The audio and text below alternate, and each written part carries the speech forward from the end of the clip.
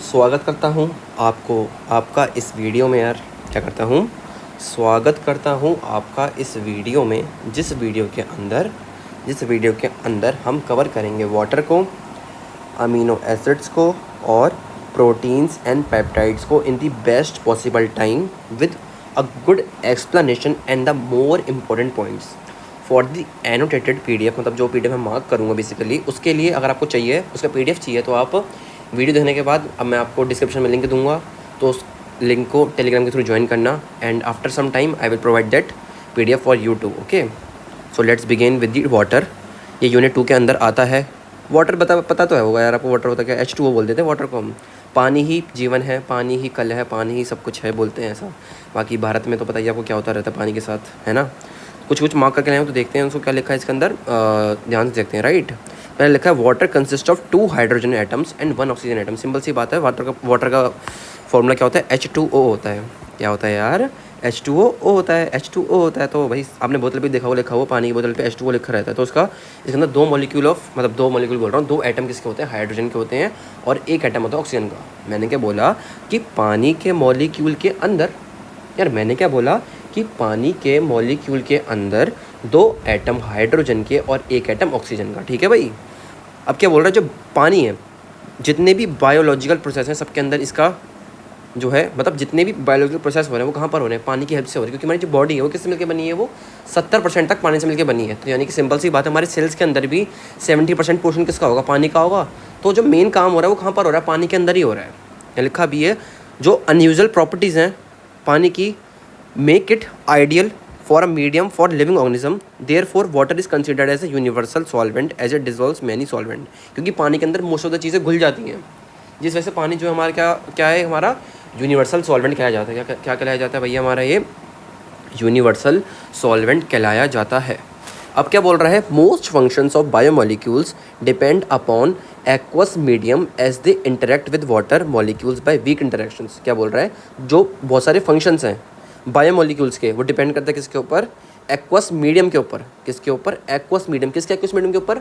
अरे पानी के जो एक्वस मीडियम है ना, उसके ऊपर बायोलॉजिकल जो रिएक्शन है बहुत सारे, वो डिपेंड करते हैं। यानी कि जो भी बायोमोलिक्यूल्स रिएक्ट कर रहे हैं वो डिपेंड करेगा पानी के एक्वस मीडियम के ऊपर। जैसे हमारा कोई जो पॉलीमर है वो टूटता है, तो पानी की हेल्प से उसका क्या होता है? हाइड्रोलाइसिस होता है। या फिर जब 2 अमीनो एसिड जुड़ते हैं तो कैसे जुड़ते हैं? पानी निकलता है उसमें से। जब 2 ग्लाइकोसिडिक बॉन्ड बनती है तो कैसे बनती है? उसमें से पानी का रिमूवल होता है, यानी कि डिहाइड्रेशन होता है।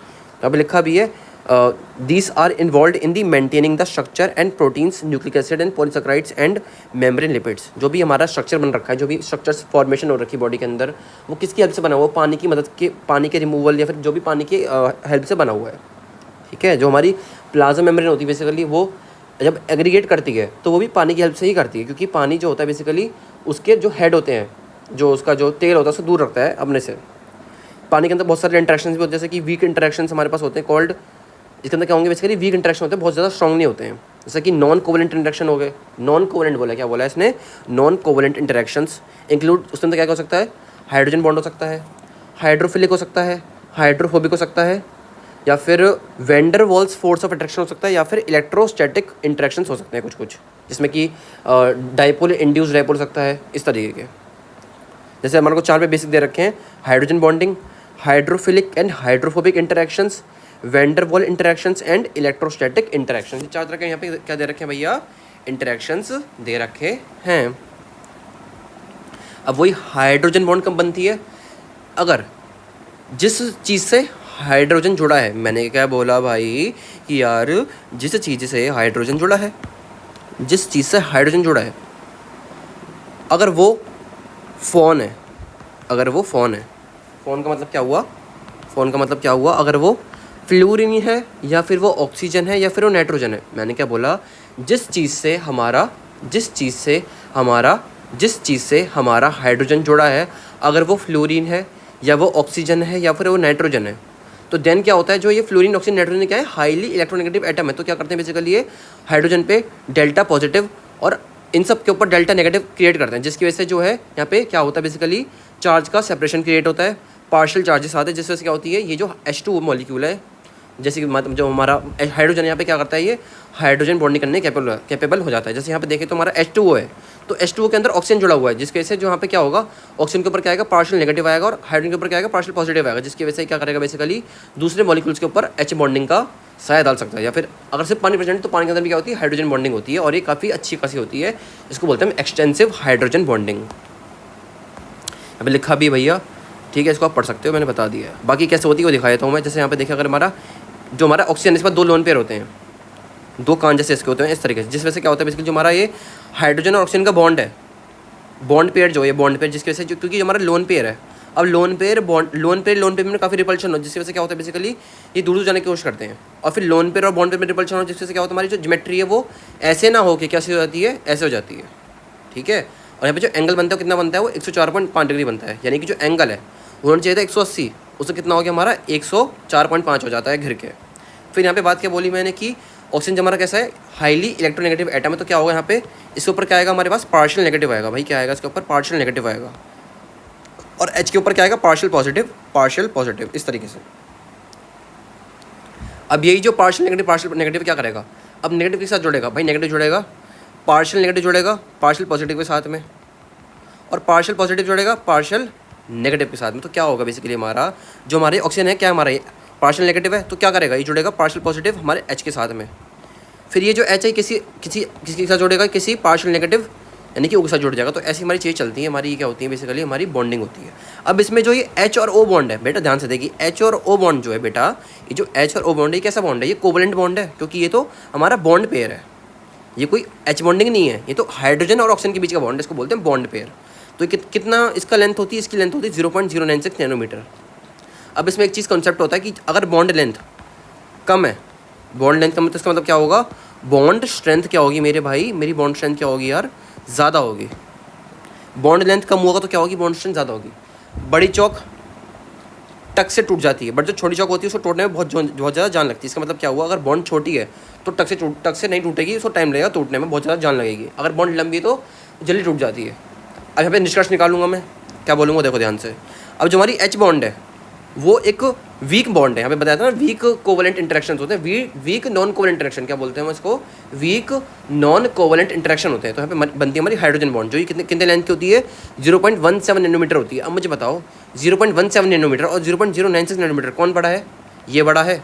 अब इसकी बॉन्ड लेंथ बड़ी है, यानी कि क्या मैंने बोला, इसकी बॉन्ड स्ट्रेंथ क्या होगी मेरे भाई, कम होगी, यानी कि ये इसकी स्ट्रेंथ कम होगी और इसकी स्ट्रेंथ ज़्यादा होगी। क्यों, क्योंकि ये कोवलेंट बॉन्ड भी इस वजह से भी, ठीक है भाई, और इसकी बॉन्ड लेंथ भी कम है, इसलिए इसकी बॉन्ड स्ट्रेंथ ज़्यादा है। ये दिखा रहा है हमारे को extensive hydrogen bonding in the basically ice. जब ये आइस का लेटेस्ट है, इसके अंदर H बॉन्डिंग दिखा रखी है आइस के अंदर, ठीक है, ये हमारी H बॉन्डिंग है, ये जो दिखा रखी है यहाँ पे।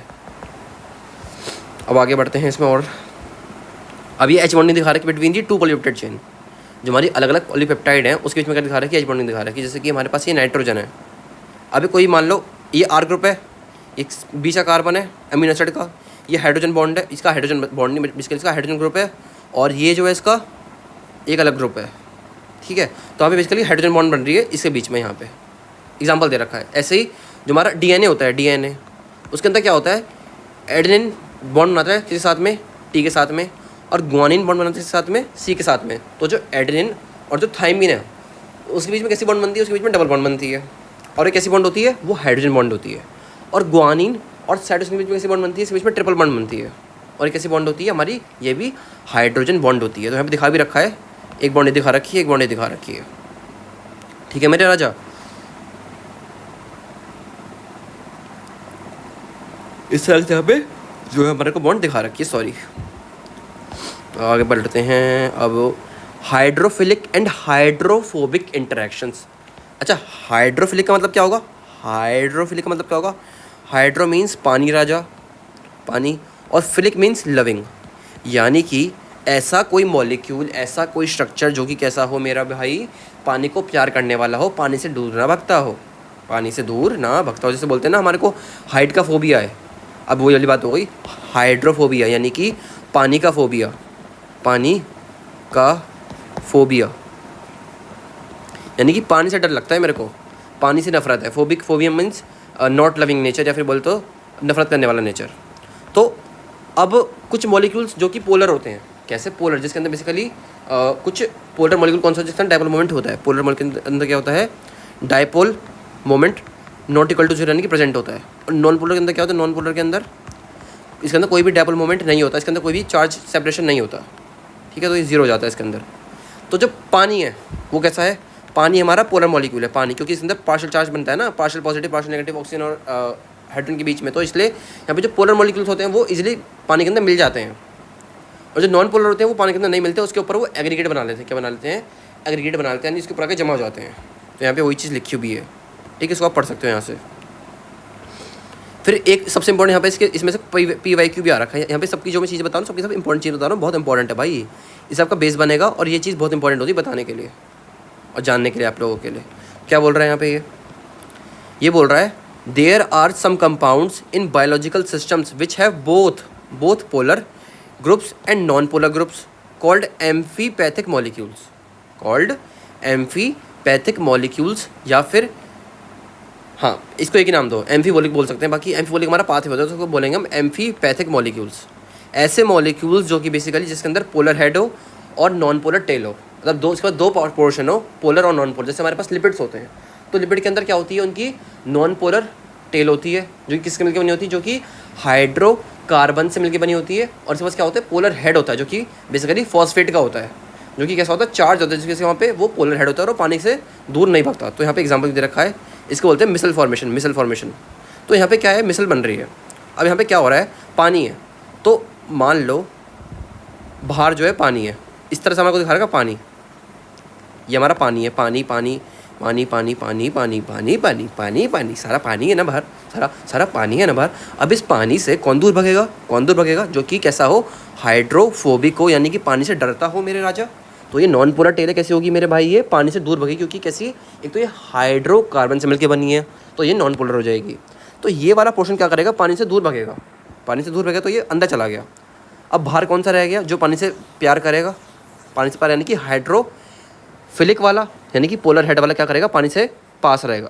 तो यहाँ पे ये चीज़ हमारी बनती है, ठीक है राजा, ये चीज़ तो समझ में आ भी गई होगी। अब कुछ वैंडर वॉल्स इंटरेक्शन होते हैं, ये बेसिकली थोड़े वीक होते हैं, यहाँ से आप पढ़ सकते हो इन चीज़ों को।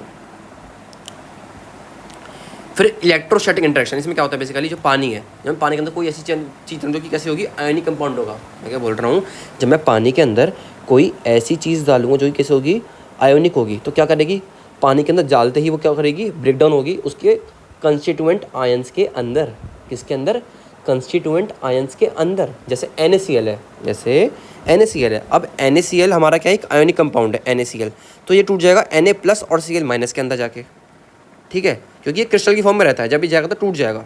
अब क्या होगा, जो हमारा पॉजिटिव वाला एरिया है Na+, इसको कौन बेसिकली इसको कौन जो है घेरेगा, पॉजिटिव को कौन घेरेगा, नेगेटिव वाला हिस्सा घेरेगा। तो पानी का जो हिस्सा है नेगेटिव वाला, यानी कि जो यहाँ पे ऑक्सीजन पे नेगेटिव चार्ज रहता है ना, पार्शियल नेगेटिव, तो ये वाला जो हिस्सा है ना ऑक्सीजन वाला, ये वाला हिस्सा जो ऑक्सीजन वाला हिस्सा क्या करेगा, उसको पार्शियल नेगेटिव के हेल्प से घेर लेगा, कबड्डी ऐसे घेर लेगा। फिर जो क्लोरीन वाला है उसको कौन घेरेगा, उसको H+ वाला हिस्सा घेरेगा जो कि पार्शियल पॉजिटिव वाला है, कबड्डी, इसको ऐसे ये घेर लेगा। ये चीज़ आपको क्लियर हो गई होगी, है ना। क्वेश्चन सॉल्व कर सकते हो, बाकी बेटा खुद कर लेना है, मैं तब पागल भी नहीं हूँ कि मैं इतना टाइम वेस्ट करूँ आप लोगों का। फिर हमें कुछ पॉइंट्स रखे हैं भाई, इसको पढ़ लेना है। हमें जो इंपॉर्टेंट पॉइंट ये निकलता है यहाँ से कि जो पानी की है वो मैक्सिमम डेंसिटी कब होती है, जब वो 4 डिग्री पे रहता है, ठीक है, जब वो 4 डिग्री पे रहता है। फिर पानी जब बेसिकली जो आइस होती है जब वो मेल्ट करती है तो उसका कैसा प्रोसेस होता है, वो स्पॉन्टेनियस होता है। भाई मुझे बताओ, जब मैं पानी से फ्रीज से बर्फ़ निकालूंगा तो बर्फ़ क्या जमी रहेगी ज़िंदगी भर, मुझे बताओ क्या जमी रहेगी, भाई पिघल जाएगी ना खुद से। तो वो क्या है, वो स्पॉन्टेनियस प्रोसेस है। क्या है यार, वो स्पॉन्टेनियस प्रोसेस है, खुद से होता है नेचर के अंदर। फिर अब पानी की जो स्पेसिफिक हीट कैपेसिटी है, क्या बोला, स्पेसिफिक हीट कैपेसिटी, वो काफ़ी ज़्यादा अच्छी होती है, काफ़ी स्ट्रांग होती है, काफ़ी ज़्यादा होती है, वो होती है 4.8 जूल, काफ़ी ज़्यादा होती है। इस वजह से पानी को हम इसी वजह से ये रीज़न भी कि पानी जो है बायोलॉजिकल सिस्टम के अंदर रहता है, क्योंकि काफ़ी लोगों को काफ़ी हीट झेलनी पड़ती है काफ़ी रीजन्स के अंदर, तो ताकि जो हीट है वो ज़्यादा जल्दी ना बढ़े, हमारी बॉडी का टेम्परेचर ज़्यादा जल्दी चेंज ना हो, जितना है उतना ही रहे। इस वजह से क्या होता है, पानी जो है हमारी बायोलॉजिकल सिस्टम के अंदर बहुत इंपॉर्टेंट भी होता है। तो यहाँ पे लिखा भी था, this is beneficial for organism to withstand temperature fluctuations. अब मैंने बोला 4.814 जूल, यानी कि 4.8 जूल हीट लगेगी किसके लिए, 1 ग्राम पानी का टेम्परेचर को इंक्रीज़ करने के लिए विद 1 डिग्री। इसलिए बोलते हैं कि गर्मियों में अच्छे से पानी पियो, हाइड्रेटेड रहो। फिर एक होता है आयोनाइजेशन ऑफ वाटर। अब पानी को तोड़ूंगा, H2 टूट सकता है H+ और OH- आयन के फॉर्म में। अब मुझे बताओ, अगर H2 वो H+ गेन कर लेगा तो क्या बन जाएगा, H3O+ बन जाएगा। ठीक है, अब मैं अगर इसी का K इक्विलिब्रियम लिखूँ, मान लो एक इक्विलिब्रियम कंडीशन चल रही है, रिवर्सिबल प्रोसेस है, मान लो क्या है, रिवर्सिबल प्रोसेस है, तो क्या होगा इसका K इक्विलिब्रियम क्या होगा, प्रोडक्ट की कंसंट्रेशन डिवाइड बाय रिएक्टेंट की कंसंट्रेशन, इस तरह से चलेगा। अब प्रोडक्ट में क्या है, H+ और OH- की कंसंट्रेशन रहेगी और नीचे पानी कंसंट्रेशन है। तो यहाँ से हम इसको सॉल्व करेंगे तो हमारे पास बेसिकली क्या आता है, हमारे पास OH- की और H+ की कंसंट्रेशन आती है। इन दोनों की मिला के क्या होती है, इन दोनों की मिला के होती है 10⁻⁻14 और एक की क्या होती है एट 25 डिग्री सेल्सियस पे है। ये बहुत इंपॉर्टेंट है कि ये 25 डिग्री पर रहेगा सिर्फ और सिर्फ। जो मैं बता रहा हूँ ना, ये 25 डिग्री के लिए वैलिड है, 10⁻⁻14 वाला। और 10⁻⁻14 किसके लिए, दोनों के लिए। एक की क्या होगी, एक की होगी 10⁻⁻7।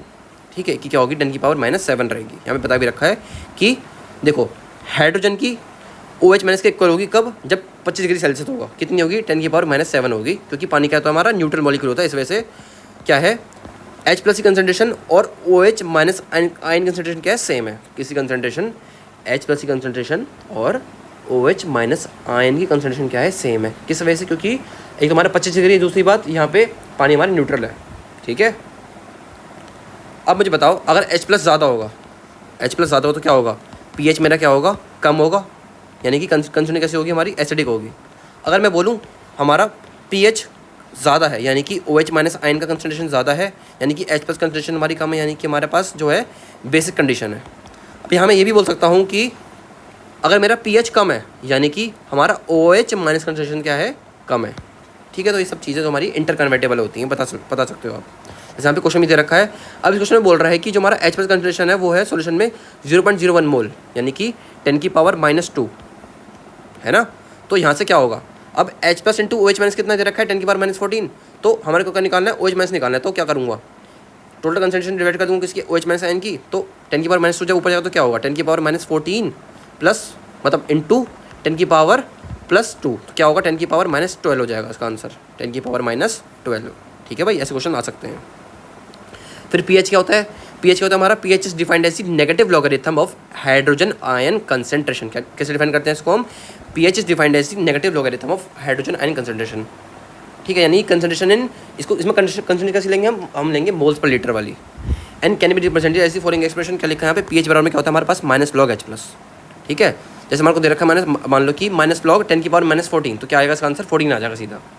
ठीक है, यानी कि जो 10 की पावर में दे रखा होगा वही हमारा आंसर होगा। जैसे मान लो 10 की पावर दे रखा है 5, तो हमारा 5 आंसर होगा, यानी कि हमारा pH 5 होगा। ठीक है, मान लो अगर हमारे को OH- दे रखा है तो हम इसकी पहले POH निकालेंगे, फिर 14 से माइनस करके निकालेंगे हम pH निकालेंगे। देखो अगर pH 7 है, ये सब बात हो रही है 25 डिग्री के ऊपर। ठीक है, बहुत इंपॉर्टेंट है। टेम्परेचर अगर बढ़ेगा ना तो क्या होगा, जो pH का रेंज है वो कम हो जाता है। अगर टेम्परेचर कम होगा तो pH का रेंज बढ़ जाता है, तो यहाँ पे ये चीज़ें चेंज हो जाती हैं। अगर pH 7 है 25 डिग्री पे तो न्यूट्रल, कम है 7 से तो एसिडिक, ज़्यादा है तो बेसिक। ठीक है भाई, अभी क्या बोल रहा है, there is an inverse relation between pH and hydrogen concentration. Simple सी बात है, अगर H+ कंसंट्रेशन ज़्यादा होगी तो क्या होगा भाई, pH हमारा कम होगा ना, तभी तो एसिडिक कंडीशन बनेगी। तो यहाँ से ये चीज़ लिखी है, आप इसको पढ़ सकते हो। फिर कुछ चीज़ों के pH आप याद रख सकते हो, जैसे कि साइटोसोल। अब साइटोसोल क्या होता है, ये हमारा सेलुलर फ्लूइड होता है जिसका pH क्या होता है 7.2 होता है। फिर ब्लड, इसका pH होता है 7.4। फिर हमारे पास है यूरिन, इसका pH होता है 6। फिर सलाइवा, इसका pH होता है 6.3 to 6.8। फिर ह्यूमन स्किन का pH 5.5 के अराउंड होता है। और लाइसोसोम, यहाँ पे एसिडिक कंडीशन रहती है तो 4.5 रहता है। गैस्ट्रिक जूस हमारे पेट में फिर से यहाँ पे HCl निकलता है, तो इसका क्या होगा, pH हमारा 1 रहेगा, कम हो जाएगा। ठीक है, फिर बफर्स क्या होते हैं, बफर हमारा एक ऐसा सॉल्यूशन जिसके अंदर क्या होता है, बेसिकली एबिलिटी होती है to resist the change in pH, A buffer is an aqueous solution that resists a change in pH when small quantities of an acid or a base are added to it. The property of resistance is called buffer action. Basically buffer कैसे बनता है, buffer बनता है weak acid, या तो weak acid ले लो, साथ में इसका क्या होगा कॉन्जुगेट बेस या फिर सॉल्ट होगा, या फिर तुम क्या करो वीक बेस ले लो, साथ में कॉन्जुगेट एसिड या फिर सॉल्ट ले लो। इसको बोलेंगे हम एसिडिक बफर, इसको बोलेंगे हम बेसिक बफर। एसिडिक बफर कब होगा, जब वीक एसिड होगा। बेसिक बफर कब होगा, जब वीक बेस होगा। ठीक है बेटा, तो यहाँ पे एग्जांपल दे रखा है हमारे को एसिडेट बफर का। एसिडिक एसिड होता है हमारे पास, हमारा एसिडिक एसिड कैसे, हमारा वीक एसिड है CH3COOH, तो ये डिसोसिएट करेगा किस में, H+ और CH3CO- में। अबे V जिस वजह से क्या जा रहा है, ये हमारा किस में जा रहा है, हमारा रिवर्सिबल रिएक्शन की तरफ जा रहा है। तो इसलिए हम इसको क्या करेंगे, ऐसा एसिटेट बफर यूज़ करेंगे। यहाँ पे दिखा भी रखा है, जिसमें OH में आयन डालूंगा तो क्या करेगा, पानी बना देगा। जब इसमें से मैं H+ ऐड करूँ तो क्या करेगा, ये CH3COOH बन जाएगा। तो यहाँ पे बेसिकली इस तरह से का बफर एक्शन होता है, ठीक है। तो ये रिवर्सिबल होता है। H+ कभी बार जुड़ के तो CH3COH बना लेगा, कभी OH- जुड़ के क्या बना लेगा, हमारा CH3CO- बना के H2 बना लेगा। तो मतलब बेसिकली क्या करेगा, ये इसमें से OH- आयन है, इसको H+ मिलेगा और यहाँ से ये H2 बन जाएगा और ये CH3CO- बन जाएगा। यानी कि इसने OH- को यूज़ कर लिया। यानी कि जब मैं इसमें बेस ऐड करूँगा तो उसको यूज़ कर लेगा, क्योंकि ये ऐसे पड़ा रहता है। जब मैं इसमें एसिड ऐड करूँगा तो ये H+ यूज़ करके क्या बना लेगा, हमारा CH3COH बना लेगा और फिर वापस ऐसे बना ले। तो ये क्या करता है बेसिकली, जब मैं इसमें एसिड या बेस डालूंगा तो उसके जो एक्शन है उसको कम करता है। और इसकी एक पर्टिकुलर रेंज भी होती है, ऐसा नहीं कि जितना मर्जी डाल दो तो कम होता चले जाएगा, या फिर मतलब जितना मर्जी डाल दो तो चेंज नहीं आएंगे कोई भी। उसका कोई रेंज होती है, यानी कि मान लो उसका रेंज कि इतना मैं डालूंगा तो ये कोई चेंजेस नहीं आएंगे, तो उसकी एक रेंज होती है, ठीक है। और बफर्स हमारे बायोलॉजिकल सिस्टम के अंदर बहुत ज़्यादा यूज़फुल होते हैं।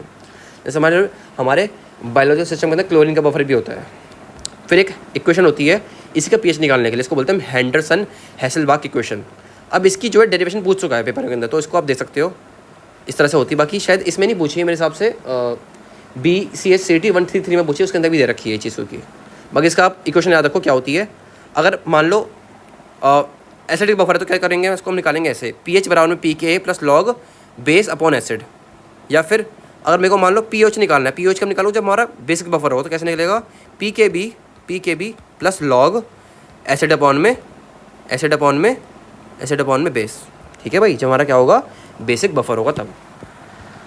या तो इसको बेसिकली ये जो बेस है पता क्या होता है, कॉन्जुगेट बेस होता है, इसको मैं ऐसा रखो कॉन्जुगेट बेस या फिर सॉल्ट, ठीक है। ये चीज़ क्लियर हो गई होगी। फिर यहाँ पे अगर मैं बोलूँ तो इधर कुछ इंपॉर्टेंट नहीं दिख रहा मेरे को, तो इंपॉर्टेंट यहाँ पे कुछ है नहीं। हम चलेंगे अगले टॉपिक की तरफ, वो जो हमारा क्या है, अमीनो एसिड्स हैं। अब मैं 2 मिनट का गैप लूँगा क्योंकि मेरा गला हो रहा है थोड़ा दर्द, फिर मैं स्टार्ट करूँगा, तो गिव मी अ मिनट।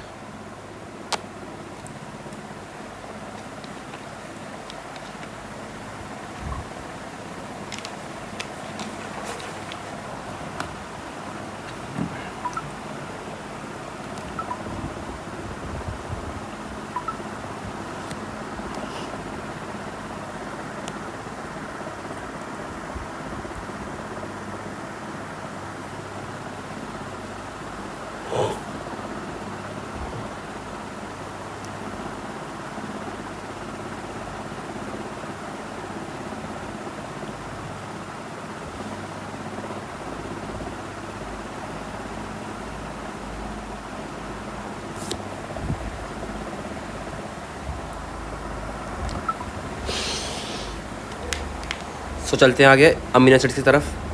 अब अमीनो एसिड्स, ठीक है यार, अमीनो एसिड्स, अरे वाह वाह वाह। अच्छा मैं बोलूँ अमीनो एसिड होते क्या हैं यार, ये पता क्या है, ये बिल्डिंग ब्लॉक है। क्या है ये, बिल्डिंग ब्लॉक हैं। अरे किसके राजा, ये बिल्डिंग ब्लॉक है मेरे प्रोटीन्स के। क्योंकि प्रोटीन क्या होता है, हमारे प्रोटीन होते हैं पॉलीपेप्टाइड।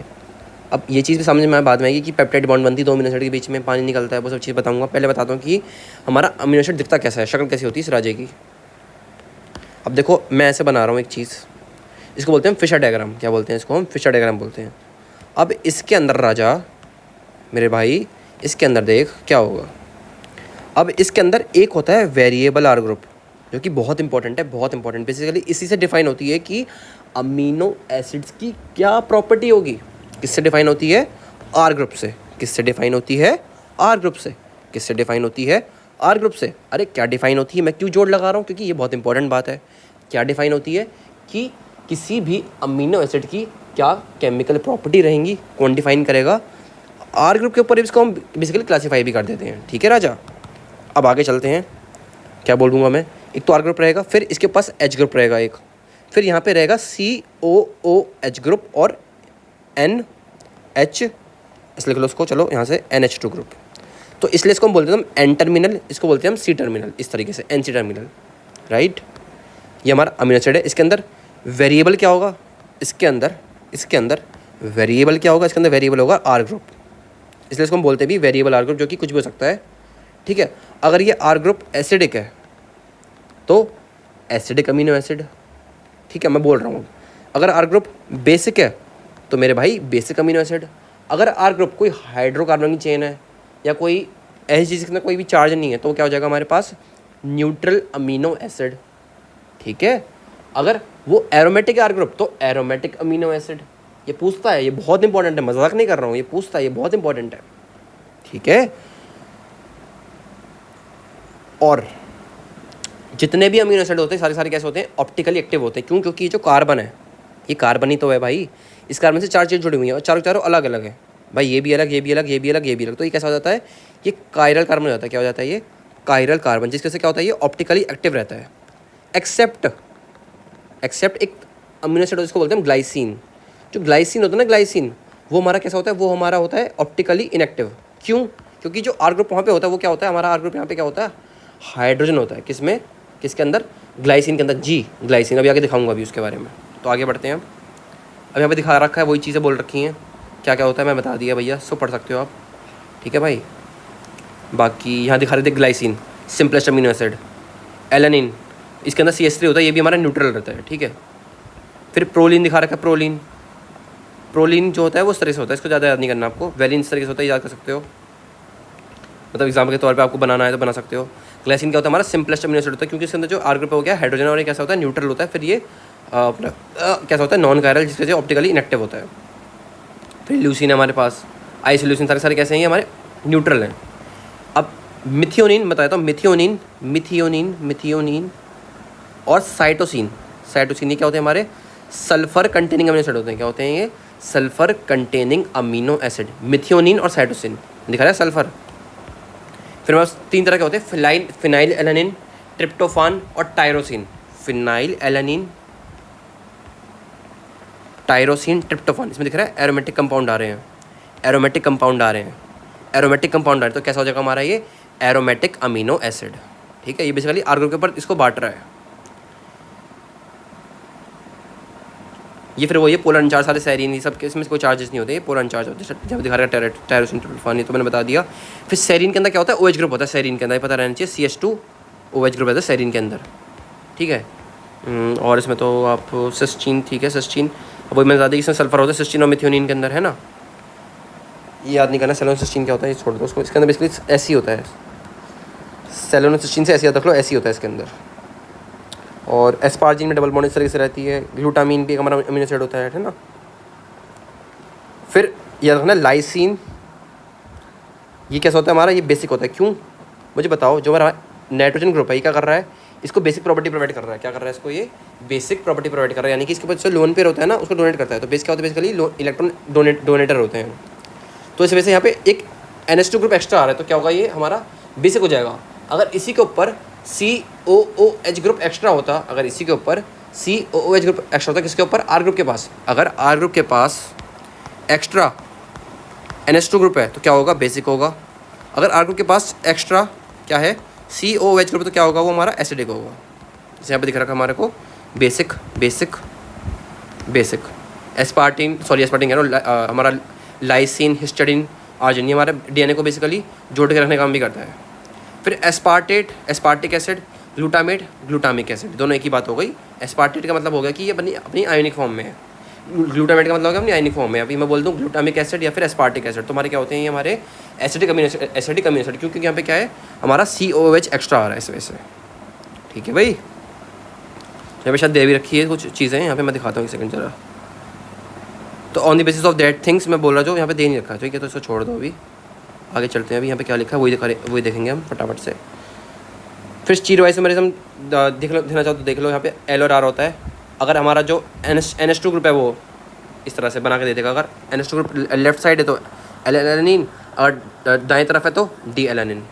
ठीक है, बाकी बेसिकली ये एनेंशियोमर होते हैं, क्योंकि हमारे क्या होते हैं, मिरर इमेज नहीं होते हैं, मतलब सॉरी मिरर इमेज होते हैं और नॉन सुपर इम्पोजिबल होते हैं। मान लो अगर मैं इसको उठा के इसके ऊपर रख दूँ तो क्या ये सुपर इम्पोज करेगा, सुपर इम्पोज नहीं करेगा। तो क्या होते हैं, ये एनेंशियोमर होते हैं, एनेंशियोमर। इसलिए क्या होते हैं, ऑप्टिकली एक्टिव भी होते हैं, क्योंकि कायरल कार्बन है, ऑप्टिकली एक्टिव होते हैं एनेंशियोमर, यानी कि ये non super impossible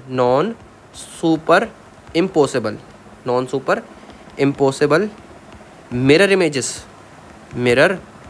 images of each other.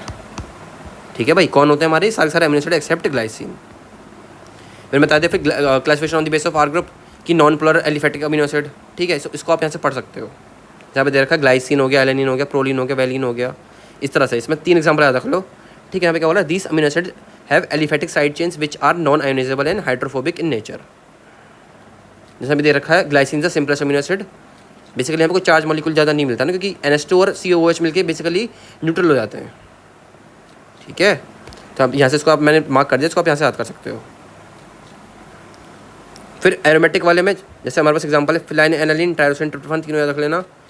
ठीक है, they belong to the category have phenyl phenolic और indole ring respectively as their R group, इसलिए से कैसे हो जाते हैं, ये एरोमेटिक हो जाते हैं। फिर पोलर अनचार्ज में जैसे हमारे पास सेरीन हो गए, थ्रियोनिन हो गए, सिस्टीन हो गए, एस्पार्जिन हो गए, ग्लूटामिक एसिड, ये सब कैसे हमारे पोलर अनचार्ज हैं। बाकी इसको तुम बोल दो एसिडिक बोल दो, कौन से एस्पार्टिक एसिड और ग्लूटामिक एसिड। फिर पॉजिटिव चार्ज वाले में हमारे पास लाइसिन और हिस्टिडीन आ जाएगा। इसके अंदर बेसिकली क्या होता है, N के ऊपर पॉजिटिव आ जाता है। फिर नेगेटिव चार्ज के ऊपर क्या होगा हमारे पास, जैसे एस्पार्टिक एसिड के ऊपर COO माइनस वाला, इसके ऊपर COO माइनस वाला, तो इस वजह से हमारे नेगेटिव हो जाते हैं। ठीक है, तो इसको आप यहाँ से याद कर सकते हो।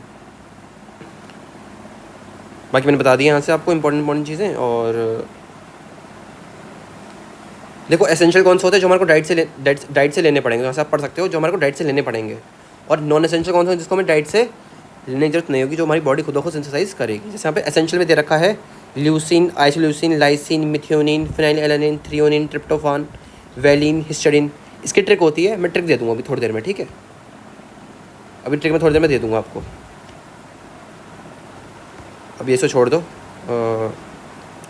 इसको छोड़ो, कोई ज़रूरत नहीं इसका करने की, ज़रूरत नहीं है।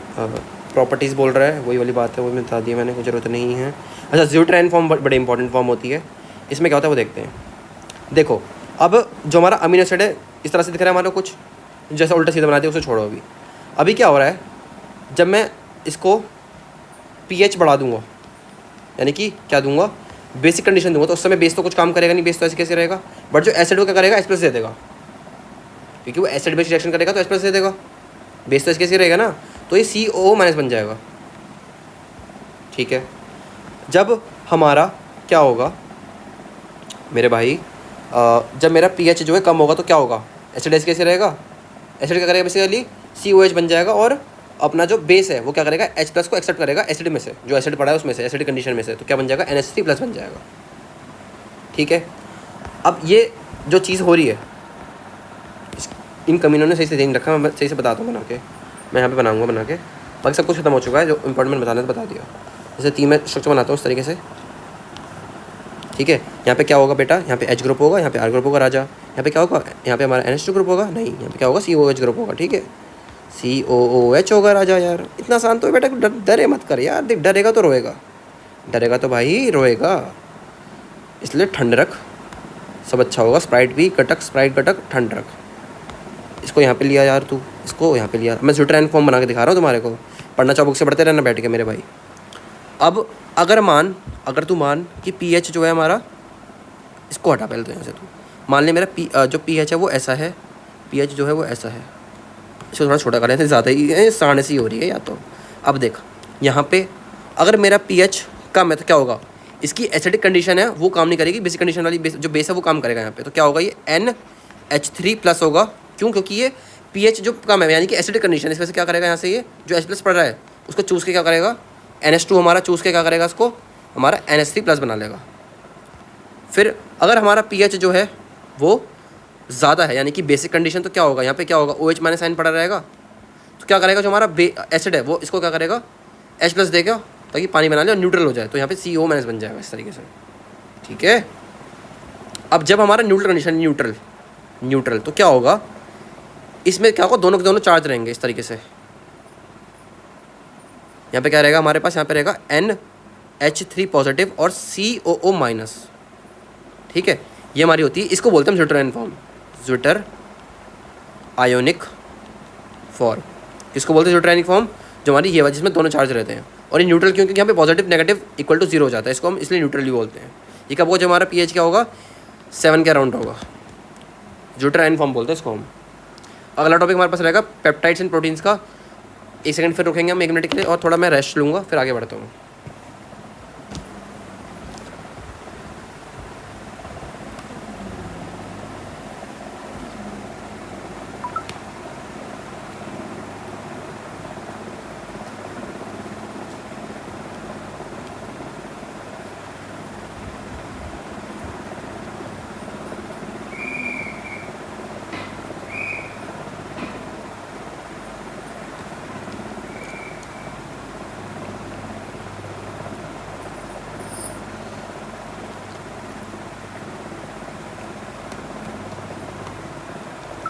अब देखो क्या चीज़ है, अब हमारे पास आ रहे हैं पेप्टाइड्स एंड प्रोटीन। अब मैं पहले बताऊंगा कि यार 2 अमीनो एसिड जुड़ते कैसे हैं।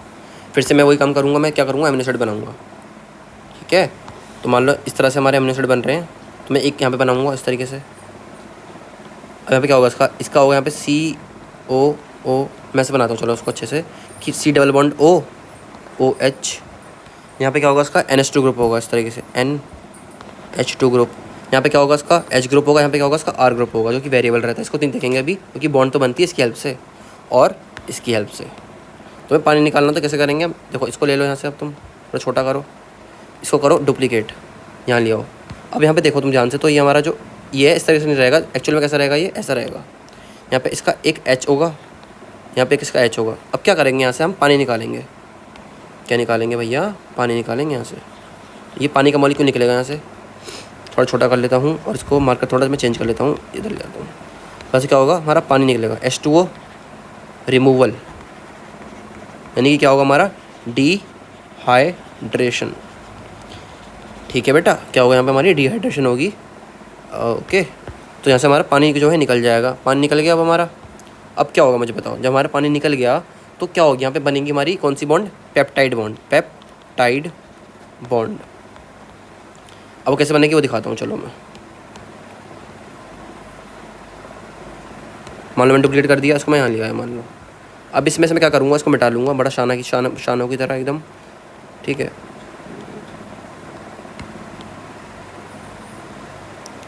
अब मैंने बताया तुम्हें, यहाँ से पानी निकल जाता है, तो पानी निकलेगा तो क्या होगा, अब इसका OH था, इसका H था, यहाँ से पानी निकल जाएगा तो यहाँ पे एक बॉन्ड बन जाएगी इस तरीके से। इसको, इसी को हम क्या बोलते हैं, पेप्टाइड बॉन्ड बोलते हैं, पेप्टाइड बॉन्ड। ऐसे ही बहुत सारे अमीनो एसिड जो है जुड़े हुए होते हैं इस तरीके से। ठीक है, अब इसके जो एंड में है, यानी कि लेफ्ट साइड में क्या रहेगा, इसका एन टर्मिनल रहेगा, क्योंकि हमें नाइट्रोजन ग्रुप क्या है, फ्री पड़ा हुआ है, एन टर्मिनल बोलते हैं इसको हम। ठीक है बेटा, और इसके इधर वाली साइड पे, यानी कि राइट साइड पे, कहाँ पे, राइट साइड पे, राइट साइड पे क्या हो रहा है, इसका जो सी ग्रुप है वो खाली पड़ा है, तो उसको बोलते हैं हम C टर्मिनल। ऐसा हमें को दिखाना होता है। फिर आगे चलेंगे तो पेप्टाइड बॉन्ड दिखा रखी है भाई, वही वाली बात बता रखी है, कैसे जुड़ते हैं, पानी निकलता है यहाँ से। ठीक है, अभी हमारे पेप्टाइड बॉन्ड की फॉर्मेशन हो जाती है। पढ़ना चाहो उसको पढ़ लो, बाकी इसमें तो इंपॉर्टेंट वाली चीज़ थी नहीं, इसको जरूरत नहीं कुछ पढ़ने की, जो इंपॉर्टेंट है वही पढ़ाऊँगा। फिर प्रोटीन का स्ट्रक्चर बड़ा इंपॉर्टेंट है, वो बताता हूँ मैं। जैसे प्राइमरी स्ट्रक्चर होता है 1 डिग्री, फिर आता है 2 डिग्री स्ट्रक्चर, फिर आता है 3 डिग्री, फिर आता है 4 डिग्री। ठीक है, अब क्या बोल रहा है यहाँ पे, ध्यान से सुनेंगे इस चीज़ को फोकस से। The amino acid sequence of a protein is unique to that protein and decides and defines the structure and function of that protein. ये क्या बोल रहा है भाई, जो जो अमीनो एसिड लगे हैं, अब वो ऐसा तो है कि मतलब जो अमीनो एसिड वो सारे सेम लगे होंगे, वो अलग अलग लगे होंगे ना, तो उसी के ऊपर डिपेंड करता है कि हमारा जो प्रोटीन बना है उसका क्या फंक्शन होगा, क्या स्ट्रक्चर होगा, किसके ऊपर, कि कैसा सीक्वेंस है उसका। जो प्राइमरी स्ट्रक्चर है प्रोटीन का, रेफर करता है to the amino acid sequence, यानी कि जो प्राइमरी स्ट्रक्चर वो क्या बताता है कि किस सीक्वेंस में हमारे अमीनो एसिड जुड़े हुए हैं, किस सीक्वेंस में हमारे अमीनो एसिड जुड़े हुए, कौन बताता है, हमारा प्राइमरी स्ट्रक्चर बताता है। ठीक है, refer to the amino acid sequence of the polypeptide chain. Basically एक तरह से ये इस तरह से चेन होती है, बता दो किस तरह से होती है। तुम इसको ले लो, इसको तुम थोड़ा बड़ा कर लो, जैसे ये दिख रहा है, इस तरह से होती है। ठीक है, अब इसमें जो मैंने बनाया, ये जो हर पार्ट है, ये हमारा एक अमीनो एसिड है, यहाँ पे इसका एन टर्मिनल होगा, इसका यहाँ पे C टर्मिनल होगा। तो इस तरह से एक हमारे को चेन दिख रही है ना, और यहाँ पे हमारी पेप्टाइड बॉन्ड होगी। तो ये हमारा क्या बताता है, बेसिकली सीक्वेंस बताता है कौन हमारा प्राइम स्ट्रक्चर। ये बहुत सिंपल होता है, और ये कैसे जुड़ा हुआ होता है, with the help of peptide covalent bond. जो हमारी पेप्टाइड बॉन्ड है कैसी है, कोवलेंट बॉन्ड पे है ना भाई, ये तो कोवलेंट बॉन्ड है पेप्टाइड बॉन्ड से, यहाँ पे पेप्टाइड बॉन्ड होती है, यहाँ पे कोई भी नई बॉन्ड नहीं होती है। यहाँ पे सिर्फ क्या होती है, हमारी कोवलेंट बॉन्ड, यानी कि हमारी पेप्टाइड बॉन्ड होती है बस। कोवलेंट पेप्टाइड बॉन्ड बोल रहा है, कुछ अलग, दो बात अलग नहीं बोल रहा है, ये कोवलेंट पेप्टाइड बॉन्ड है, यानी कि पेप्टाइड बॉन्ड जो है ना वो खुद में क्या है, एक कोवलेंट बॉन्ड है, बस इसको डिस्क्राइब कर रखा है अच्छे से। Which are form during the protein synthesis और ट्रांसलेशन। ठीक है, ये चीज़ समझ में आ गई होगी। फिर सेकेंडरी स्ट्रक्चर, अच्छा डायग्राम में तो ऐसे डायग्राम बना कर आना, ठीक है, बहुत इंपॉर्टेंट है। फिर सेकेंडरी के दो तरीके होते हैं, एक होता है अल्फा हेलिक्स और एक होता है beta pleated sheet. Beta pleated sheet, alpha helix और बीटा प्लेटेड शीट। जो अल्फा हेलिक्स होता है उसके अंदर क्या होती है, उसके अंदर इंट्रा चेन हाइड्रोजन बॉन्डिंग होती है एक्स्ट्रा। भाई पेप्टाइड बॉन्ड तो रहेगी। इसमें एक्स्ट्रा क्या आ गया, इसके अंदर दो तरह की चीज़ें होती हैं, इसके अंदर हाइड्रोजन बॉन्डिंग आती है। तो जो अल्फा है उसके अंदर क्या होती है, उसके अंदर इंट्रा चेन यानी कि विद इन द चेन क्या होगी, हाइड्रोजन बॉन्डिंग होगी। और जो बीटा है उसके अंदर क्या होगी, इंट्रा चेन हाइड्रोजन बॉन्डिंग होगी। जैसे पे लिख रखा है, जो अल्फा हेलिक्स होता है इसके लिए वो राइट हैंडेड फैशन कॉइल होता है। It is most common secondary structure of protein found in proteins. ठीक है, इसके फीचर्स क्या होते हैं, the amino acid in alpha helix are arrange in right handed helical. कैसे होते हैं ये, राइट हैंडेड हेलिकल में होते हैं। ठीक है, फिर क्या बोल रहा है, it is most common and also stable conformation as it makes optimum use of H bonds possibly using main chain atoms. ठीक है, याद रख लो इतना, बाकी ये सब फालतू है, कुछ याद नहीं करना। फालतू इन द सेंस आपके पास इतना टाइम नहीं है अभी। ठीक है, फिर बीटा शीट के बारे में बोल रहा था। बीटा शीट और beta pleated sheet is another form of regularly second structure found in proteins. It is less common than the alpha helix. और जो अल्फा हेलिक्स है ज़्यादा कॉमन होता है compare to beta plate. Beta plate sheet consist of beta strands connected by at least 2 और 3 backbone hydrogen bonds forming a generally twisted pleated sheet. मैं बना के देखूँ कैसा होता है अभी। A beta strand is a stretch of polypeptide chain, typically 3 to 10 amino acids की long with backbone in an almost fully extended conformation। ठीक है, इतना याद रख लो, बाकी तो काम का नहीं है ज़्यादा। अब दिखा दो कैसा होता है। ये हमारा दिखा रखा है बीटा प्लेटेड शीट। ये हमारी पॉलीपेप्टाइड चेन है, ये हमारी पॉलीपेप्टाइड चेन है। तो इसके बीच में ऐसे हाइड्रोजन बॉन्डिंग हो रही है। तो ये जो बॉन्ड हो रही है, एक शीट यहाँ पर है, एक शीट यहाँ पर है, इसको मैं क्या बोलूँगा, इंटरचेन हाइड्रोजन बॉन्डिंग, यानी कि दो चेन के बीच में, दो चेन यानी कि between two chain hydrogen bonding हो रही है। कहाँ पर हो रही है, बिटवीन टू चेन, इससे थोड़ा ज़्यादा स्टेबल होता है बेसिकली ये। और जो अल्फा हेलिक्स है उसके अंदर क्या होती है, विद इन दी चेन। दिख रहा है यहाँ पे विद इन दी चेन, ये हमारा बॉल एंड स्टिक मॉडल इसका अल्फा हेलिक्स है। यहाँ पे क्या हो रही है, विद इन दी चेन, ये हमारी एक चेन है, इसी के अंदर हाइड्रोजन बॉन्डिंग हो रही है, ये जो बना रखी है इस तरीके से। अभी तो थोड़ा कन्फ्यूजन वाला हो जाएगा, अब थोड़ा मैं ईजी बना के दिखाता हूँ कैसे बनेगा। मान लो ये हमारा पेज है, कहाँ है हमारा पेज, ये हमारा पेज है, यहाँ पे दिख रहा है हमारे को 68 पेज नंबर है हमारा, है ना। तो अभी मैं इसको ऐड कर लूँगा, इसमें मैं पेज इंसर्ट करूँगा। ठीक है, इसको थोड़ा मैं अच्छा कर लूँगा, इसका टेम्पलेट चेंज कर लेता हूँ फटाफट से। बेटा मेहनत करनी पड़ती है एग्जाम में अच्छे मार्क्स लाने के, तो यहाँ पे रो मत कि लंबी वीडियो बन रही है, ज़्यादा लंबी वीडियो मैं बनाता भी नहीं हूँ वैसे भी। तो देखो क्या होगा इसके अंदर, बताता हूँ मैं।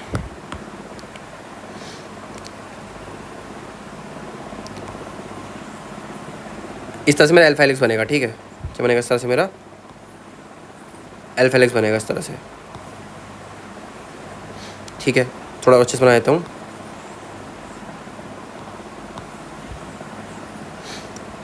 ठीक है, ये हमारा क्या बन रहा है, अल्फा हेलिक्स बन रहा है। अब इसमें क्या हो रहा है, मैंने बताया तुम्हारे को क्या हो रही है। इससे पहले मैं चलो वाला बना देता हूँ।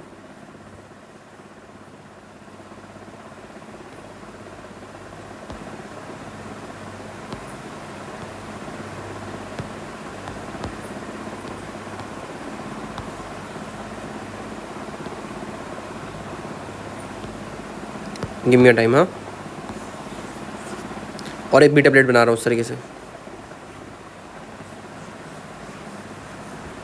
अब यहाँ पे क्या हो रही है कि हाइड्रोजन बॉन्डिंग होगी, दिखाता हूँ कैसे बनती है। ये तो उनकी नॉर्मल पेप्टाइड बॉन्ड बन रही है, क्या बन रही है इनकी, ये नॉर्मल पेप्टाइड बॉन्ड बन रही है, ये नॉर्मल पेप्टाइड बॉन्ड बन रही है इस तरह से, नॉर्मल। अब इसमें क्या हो रहा है, हमारी जो चीज़ें हैं,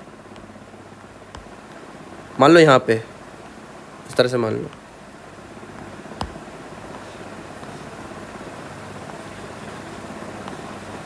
ये मान के क्या बन रही है, हाइड्रोजन बॉन्ड बन रही है इस तरह से। ऐसा स्ट्रक्चर बनाकर आना है। ये एक चैन अलग है, ये एक चैन अलग है, नीचे वाली इसमें एक ही चैन के अंदर हो रहा है सारा काम। तो मैंने क्या बोला बेटा, मैंने क्या बोला था आपको स्टार्टिंग में भी, कि ये जो काम हो रहा है कहाँ पर हो रहा है, ये काम हो रहा है हमारा विद इन द चेन, यानी कि इंट्रा चेन हाइड्रोजन बॉन्डिंग। इसमें ये चेन मान लो अगर ए है, ये चेन मान लो अगर हमारी क्या है, ये बी है, तो ये क्या हो रही है हमारी बिटवीन टू चेन। ये विद इन नहीं है, ये विद इन नहीं है, एक के अंदर नहीं है, बिटवीन है, ये बिटवीन टू चेन्स। इसको बोलते हैं हम इंट्रा नहीं इंटर चेन एच बॉन्डिंग। तो हमारा कैसा था, ये सेकेंडरी स्ट्रक्चर ऑफ प्रोटीन था। आगे चलते हैं, हमारा अब आएगा 3 डिग्री वाला, तो उसको दिखाता हूँ मैं। टर्शरी वाला बहुत इंपॉर्टेंट है, ये हमारा मेटाबॉलिकल एक्टिव होता है, क्योंकि ये स्ट्रक्चर जो है ये एंजाइम एक्टिविटी के लिए बहुत इंपॉर्टेंट है। बेसिकली इसके अंदर एक्टिव साइट्स होती हैं, और यही वाला जो स्ट्रक्चर है इसके अंदर ही आके एंजाइम्स बनते भी हैं। ठीक है, इसमें इस तरह से यहाँ पे एक्टिव साइट्स भी होती हैं। मैं जो इंपॉर्टेंट है मैं मार्क कर देता हूँ फटाफट से। It refers to the, basically इसको बोलते हैं 3 degree, 3 dimensional. It refers to the 3 dimensional structure of protein molecules, primary sequence of amino acid into secondary, primary जो है फोल्ड करेगा सेकेंडरी में, और सेकेंडरी फोल्ड करेगा टर्शरी में। ठीक है, और इसके अंदर कुछ बॉन्ड एक्स्ट्रा, जैसे कि इसके अंदर जो है हमारी सल्फर बॉन्ड पे आती है, सल्फर वाली डाइसल्फाइड बॉन्ड जिसको बोलते हैं। शायद यहाँ पे लिखा भी होगा, मैं दिखाता हूँ शायद से कि जो यहाँ पे ये भी लिखा है कि this structure is functionally active as well as compact globular in nature. ठीक है, भी लिखा हुआ है। और ये यहाँ पे लिखा है डाइसल्फाइड बॉन्ड होती है इसके अंदर। एच बॉन्ड तो सब इसके अंदर होगी, साथ में पेप्टाइड बॉन्ड तो होगी ही होगी, है ना। इसके अंदर टाइट पैकिंग होती है, अच्छी खासी पैकिंग होती है। बेसिकली जो अल्फा हेलिक्स है, जो बीटा प्लेट है, वही गुछड़ मुछड़ होके, इसको हम कॉटन बॉल स्ट्रक्चर भी कहते हैं, कॉटन बॉल स्ट्रक्चर भी कहते हैं। बस इतना याद रखो, ज़्यादा इंपॉर्टेंस में कुछ है नहीं। और फिर क्वाटरनरी के अंदर क्या होगा, इसके अंदर 2 चेन होती हैं, दो से ज़्यादा चेन हो सकती हैं, 2 चेन हो सकती हैं। जैसे हमारा हीमोग्लोबिन है, हीमोग्लोबिन के अंदर 2 तरह की चेन होती है, अल्फा और बीटा चेन। अब इसके अंदर दो चेन इसके अंदर अल्फा 1 अल्फा 2 बीटा 1 बीटा 2 इस तरह से जुड़ती हैं। उसके अंदर डाइसल्फाइड बॉन्ड, पेप्टाइड बॉन्ड तो होनी है, हाइड्रोजन बॉन्ड, फिर साथ में कुछ वैन डर वाल इंटरेक्शंस भी रहते हैं। ठीक है, और ये और ज़्यादा कॉम्प्लेक्स होता है, इसको हम 4 डिग्री बोलते हैं, 4 डिग्री स्ट्रक्चर। इसको हम it reflects the 4th level of complexity. ये 4th लेवल की कॉम्प्लेक्सिटी है, और इससे पहले वाली 3rd लेवल की, इससे पहले 2nd लेवल की, इससे पहले 1st लेवल की कॉम्प्लेक्सिटी थी। लिखा भी है large proteins having mono molecular weight of 1100 kilo daltons consist of 2 और more polypeptide chains. Each of polypeptide unit is called a sub unit. This sub unit may have identical और different primary structure. The spatial arrangement of association तो छोड़ो फालतू है। और यहाँ पे जो इंपॉर्टेंट है, जैसे हमने लिखा भी मल्टी सब unit proteins perform diverse functions in which one सब unit may be regulatory in nature and other may be catalytic in one. यहाँ पे एग्जाम्पल दे रखा है, जैसे हीमोग्लोबिन का क्या बोलना चाह रहा है यहाँ पे, ये haemoglobin, DNA polymerase and ion channel are well known examples of multiple सब यूनिट विद क्वाटरनरी स्ट्रक्चर। कौन कौन? हीमोग्लोबिन, डीएनए पॉलीमरेज, ये एंजाइम है, फिर भी क्या ये 4 डिग्री है, तो एंजाइम 4 डिग्री भी हो सकते हैं। हीमोग्लोबिन और हमारा आयन चैनल, सबसे ज़्यादा जो एग्जाम्पल दे रखा है किसका पता है, ये हीमोग्लोबिन की चेन का दे रखा है। ये बहुत इंपॉर्टेंट है, बना कर आना ही आना है, ये बहुत इंपॉर्टेंट। जो भी चीज़ें बता रहा हूँ ना बहुत इंपॉर्टेंट है, सारी चीज़ें पेपर में आएंगी 100%। तो इसके अंदर आयरन और हीम ऐसा रहता था कि वो बेसिकली क्योंकि हमारी यहाँ पे जो है ये हीमोग्लोबिन क्या हमारी आयरन कंटेनिंग पिगमेंट है, जिसकी वजह से हमारे ब्लड को रेड कलर मिलता है। और यहाँ पे जो हीमोग्लोबिन है इसके ऊपर ऑक्सीजन के मॉलिक्यूल्स आके जुड़ते हैं ताकि हमारी बॉडी को ब्लड ऑक्सीजन डिलीवर कर सके। ऊपर हमारी बीटा चेन है जो कि एक एरी, नीचे अल्फा चेन जो कि एक एरी। ठीक है, फिर अब हमारे को डायग्राम दे रखा है, जैसे ये प्राइमरी, फिर बीटा प्लेटेट में सेकेंडरी, अल्फा हेलिक्स में इस तरीके का, और टर्शरी में इस तरह का बना कर आना है आपको, और क्वार्टरनरी में इस तरह का बना कर आना है। जब आप डायग्राम बना कर हो तो इस तरह से बना कर आना है आपको। ठीक है, जैसे मैं बता भी देता हूँ आपको कुछ चीज़ें कि यहाँ पे अपने को कैसे डायग्राम बनाना है। जैसे मान लो बीटा प्लेट कैसे बनाएंगे, ऐसे ऐसे ऐसे ऐसे ऐसे बनाओगे, ऐसे ऐसे ऐसे ऐसे 2 चेन बना दोगे, फिर यहाँ पे ऐसे हाइड्रोजन बॉन्डिंग, ऐसे हाइड्रोजन बॉन्डिंग, ऐसे हाइड्रोजन बॉन्डिंग। इसको आप ऐसे बना सकते हो इस तरीके से भी। ठीक है, बाकी अगर आपको इसको बनाना है तो आपको उसको ऐसे बना देना है, यहाँ पे ऐसे हाइड्रोजन बॉन्ड दिखा देना इस तरीके से इस वाले के अंदर। ठीक है, फिर यहाँ पे कुछ सिंपल लिपिड्स होते हैं, कुछ सिंपल प्रोटीन्स कुछ होते हैं, और कुछ हमारे क्या होते हैं कॉन्जुगेटेड प्रोटीन होते हैं, जिसके अंदर बेसिकली कुछ कॉन्जुगेशन यानी कि इसके अंदर कुछ अलग चीज़ें आ जाती हैं, यानी इसके अंदर कुछ एडिशनल चीज़ें होती हैं। और कुछ ऐसे हमारे होते हैं, कुछ हमारे होते हैं डिराइव्ड, जैसे हमारे पेप्टोन्स हो गए, पेप्टाइड्स हो गए, इसके अंदर प्रोटीन के अलावा कुछ और चीज़ आके जुड़ जाती हैं, तो उसको आप पढ़ सकते हो इसके थ्रू। ठीक है, कॉन्जुगेटेड को, सिंपल को इसके थ्रू आप पढ़ सकते हो। एक बार वीडियो पॉज करो, इसको पढ़ लो, इसी में से पढ़ लो, ज़्यादा कुछ में से नई बात है नहीं, समझ में आ जाएगा आपको। ठीक है, यहाँ तक आने के लिए वीडियो में बहुत बहुत शुक्रिया आपका, बहुत बहुत थैंक यू। मिलते हैं अगली वीडियो में, जो कि हमारी होगी हमारे 3 ब्लॉक बचे हैं मॉलिक्यूल्स ऑफ लाइफ के अंदर, जो कि धीरे धीरे आ जाएंगे, और तीनों का एक वन शॉट के तरीके से आ जाएगा। जैसे 1 shot for block 2, 1 shot for block 3, 1 shot for block 4। ठीक है यार, थैंक यू सो मच यहाँ तक आने के लिए यार। वीडियो अच्छी लगी तो लाइक करना ज़रूर से।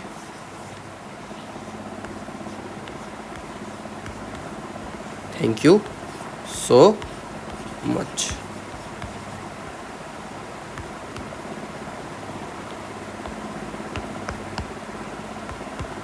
बाय। एक चीज़ और बता दूं, इसकी PDF मिल जाएगी नीचे, टेलीग्राम ज्वाइन कर लेना, और कोई भी डाउट हो तो टेलीग्राम पे पूछ सकते हो। आपका स्वागत है टेलीग्राम मेरे टेलीग्राम चैनल पे।